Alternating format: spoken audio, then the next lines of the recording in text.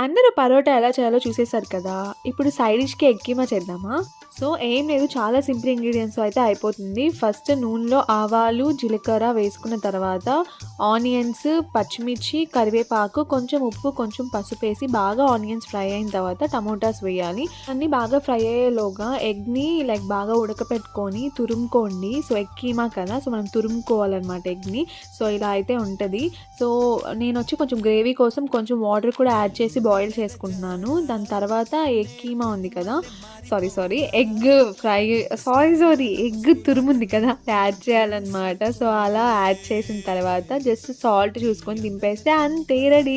చాలా సింపుల్ కదా! ఒక టమాటో, ఒక ఆనియన్, ఒక పచ్చిమిర్చి, ఉప్పు ఉంటే సరిపోతుంది. సో, వేడి వేడిగా పరోటాలు, ఎగ్ కీమా తింటే చాలా చాలా టేస్టీగా ఉండింది. సో, మీరు ట్రై చేయండి రెసిపీ. సో, నచ్చితే కామెంట్ సెక్షన్‌లో కామెంట్ చేయండి. నెక్స్ట్ వీడియోలో కలుద్దాం. అంటే డూ సబ్స్క్రైబ్. బాయ్.